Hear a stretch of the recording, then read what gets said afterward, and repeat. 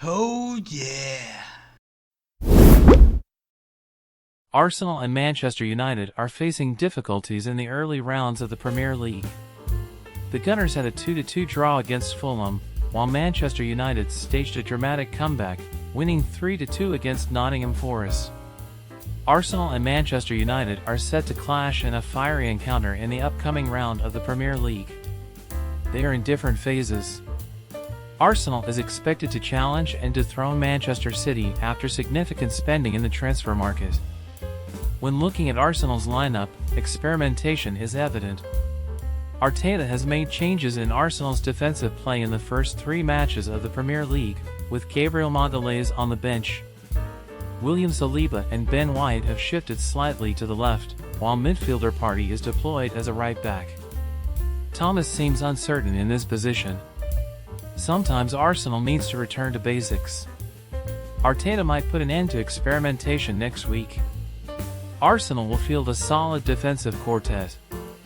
Arteta will place Partey alongside Declan Rice and Martin Odegaard. Balance is crucial in the lineup. The Gunners have secured 7 out of 9 possible points, but their gameplay isn't as fluid as the previous season. Partey performs better in midfield. I'm unsure what happened to Gabriel, as he played almost every match in the previous season, and now Arteta is changing that. It's a strange occurrence. Up to this point, Arsenal fans haven't been reassured by Mikel Arteta's team's performances. Manchester City's coach, Pep Guardiola, has never hesitated to experiment. He consistently adjusts his lineup and asks players to adapt to unfamiliar positions. Arteta clearly witnessed Pep's approach and reaped success. Thus, he might have applied a similar formula at Arsenal. However, the current lineup arrangement is not sustainable, a fact that the fan base has witnessed after the match against Fulham. Arsenal conceded due to defensive errors and lost 2 points against a team that had to play the final 10 minutes with 10 players following Calvin Bassey's red card. The injury of new signing Jurrien Timber forced coach Mikel Arteta to alter his plans even before the start of the Premier League. He decided to bench Gabriel Magalhaes and paired Ben White with William Saliba.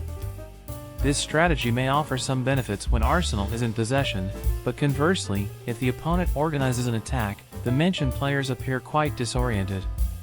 Thomas Partey has to play out of his natural position, while Ben White, who has been accustomed to being a right back, faces challenges.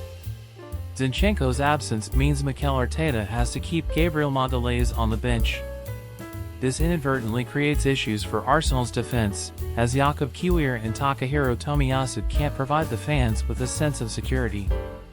It's important to remember that the Brazilian centre-back played a significant role in Arsenal's second-place finish last season, starting in all 38 Premier League matches.